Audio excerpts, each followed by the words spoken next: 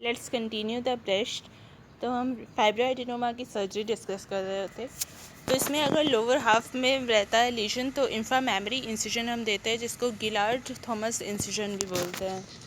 ना स्कालस फाइब्रोएडेनोमा सर्जरी ये कैसी होती है?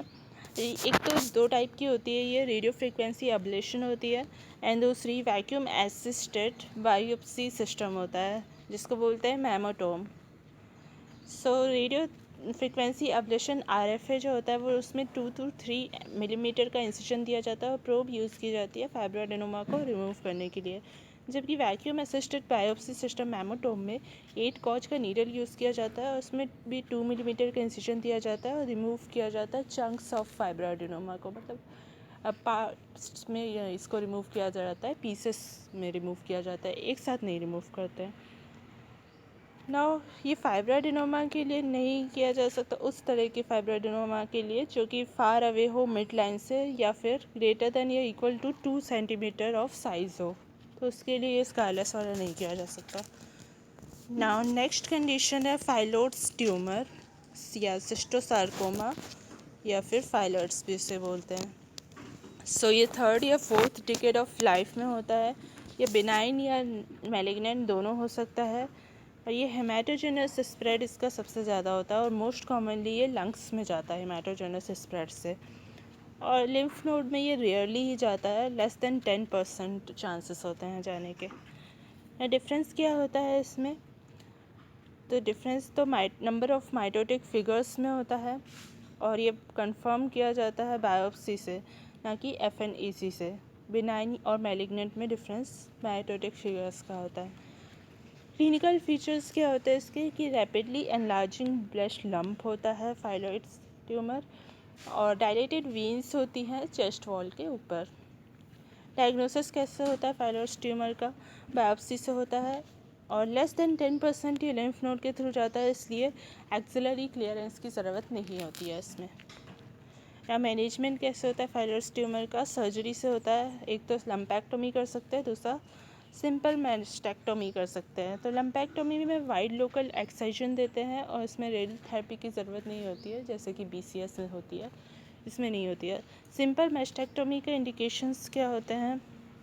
रिकरेंस अगर हो रहा है तो सिंपल मैस्टेक्टोमी करते हैं, क्योंकि रिकरेंस बहुत ज़्यादा कॉमन होता है फाइलॉइड्स ट्यूमर में, और अगर बहुत बड़ा फाइलॉइड्स ट्यूमर है तो भी ये इंडिकेशन होता है सिंपल मैस्टेक्टोमी का, और अगर मैलिग्नेंट फाइलॉइड्स ट्यूमर है तो भी इंडिकेशन होगा। अदरवाइज़ अगर ये तीनों कंडीशंस नहीं हैं तो फिर हम लम्पेक्टोमी बस ही करते हैं, इसको नहीं करते हैं।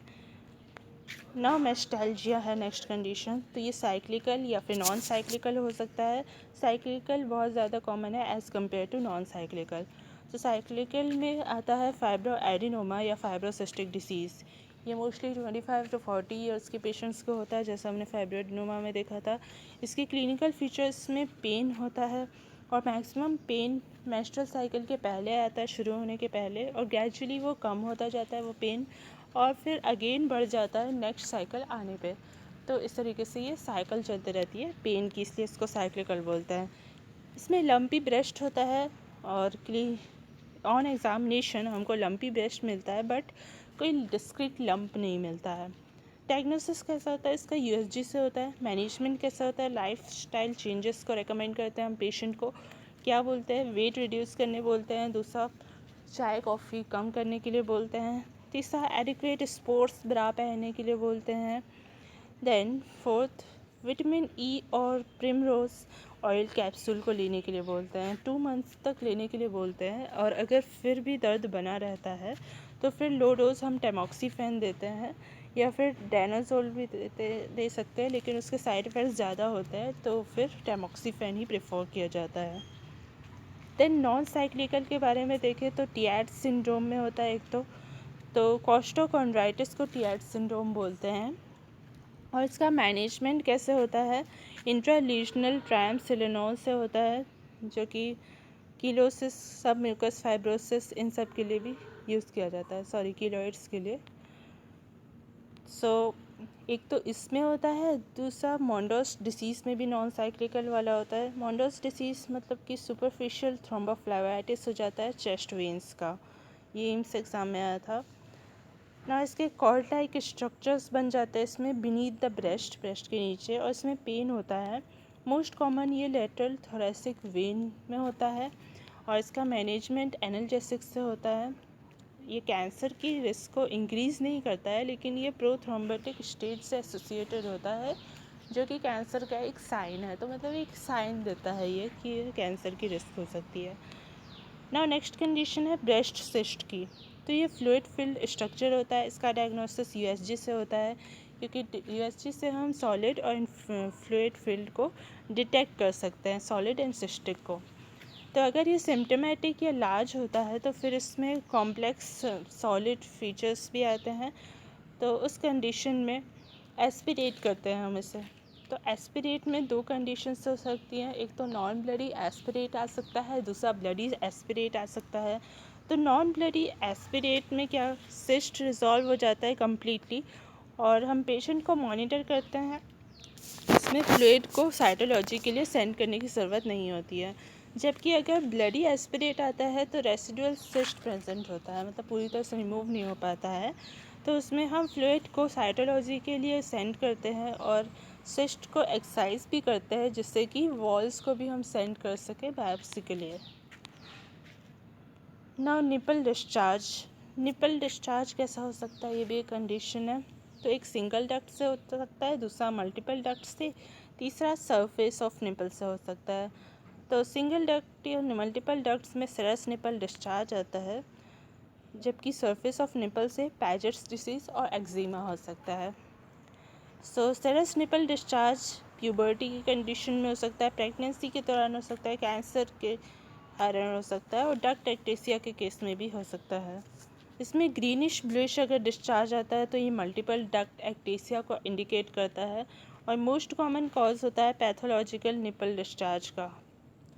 मिल्किश अगर डिस्चार्ज आता है तो लैक्टेशन के दौरान हो सकता है, या फिर हाई प्रोलैक्टिन के कारण हो सकता है। देन ब्लडी डिस्चार्ज अगर आता है तो सिंगल के केस में डक्ट पैपिलोमा हो सकता है, और मल्टीपल के केस में कैंसर एक्टेसिया हो सकता है। नाउ डक्ट पैपिलोमा के बारे में देखते हैं। तो duct papilloma most common cause होता है ब्लडी निपल डिस्चार्ज का, और ये सिंगल डक्ट से आता है। 10% मल्टीपल से एसोसिएटेड रहता है, और 10% एसोसिएटेड रहता है duct carcinoma in situ, ductal carcinoma in situ से। नाउ क्लिनिकल फीचर्स, डायग्नोसिस हम देख रहे थे। तो डायग्नोसिस यूएसजी से करते हैं, और एक्टेटिक डक्ट मिलता है इसमें, और ये मिस डायग्नोस किया जा सकता है इंस्पेसिटेड सिक्रेशंस की तरह। साइटोलॉजी क्या होती है, इसकी लो सेंसिटिविटी होती है साइटोलॉजी से, डक्टोस्कोपी यूज़फुल होती है बल्कि। मैनेजमेंट कैसे करते हैं इसका, माइक्रोडोकेक्टोमी से करते हैं, टेनिस रैकेट इंसिजन उसमें देते हैं, यूज़ करते हैं, और रिमूव करते हैं सिंगल डक्ट और लंप को। Lump usually with in 5 centimetre होता है एरियोलर मार्जिन के। नाउ डक्ट एक्टेसिया के बारे में देखते हैं। तो duct ectasia greater than 40 years के पेशेंट्स में होता है, पेरीमेनोपॉजल वुमेन में, और इसमें डक्ट्स डायलेटेड होते हैं, और सिक्रीशन का स्टेसिस हो जाता है, पेरीडक्टल मेस्टाइटिस हो सकता है, जिसको ज़स्कास डिसीज़ भी बोलते हैं। तो ज़स्कास डिसीज़ में एक तो पेरीएरियोलर एब्सेस, ये साइनस फॉर्मेशन हो सकता है, दूसरा ब्लूइश या ग्रीनिश डिस्चार्ज हो सकता है मल्टीपल डक्ट्स के केस में। इसका डायग्नोसिस यूएसजी से करते हैं, और ये मल्टीपल डक्ट्स को शो करता है जो डायलेटेड रहते हैं, और कैंसर को रूल आउट करने में भी हेल्प करता है यूएसजी। मैनेजमेंट कैसे कर सकते हैं इसका, एंटीबायोटिक्स से करते हैं जो एरोब्स और एनएरोब्स दोनों को ही कवर करे, और अगर कंडीशन परसिस्ट करती है तो फिर सर्जरी करता है हेडफिल प्रोसीजर से, जिसमें कोन एक्सिजन दिया जाता है मल्टीपल डक्ट्स का। ये माइक्रो डक्टेक्टोमी से अलग है ना, जो सिंगल के केस में हम कर रहे थे। ना पैजेट्स डिसीज़ और एक्जिमा में क्या डिफरेंस होता है, पैजेट्स डिसीज़ यूनिलैटरल होती है, और एक्जिमा लाइक कंडीशन होती है जिसमें निपल एरियोला कॉम्प्लेक्स डिस्ट्रॉय हो जाता है। इसका डायग्नोसिस पंच बायोप्सी से होता है, स्क्रैप साइटोलॉजी यूज़फुल नहीं होती है, और पंच बायोप्सी में पैजेट्स सेल दिखते हैं एपिडर्मिस में। ये ER/PR नेगेटिव पेशेंट्स में किया जाता है, हर्टिनियो पॉजिटिव में, और कार्सिनोजेन एम्ब्रियोनिक एंटीजन पॉजिटिव में। ना एक्जिमा बायलैटरल होता है, उसमें कोई डिस्ट्रक्शन नहीं होता है निपल एरियोलर कॉम्प्लेक्स का। सो ये था ब्रेस्ट का next part. Thanks for watching.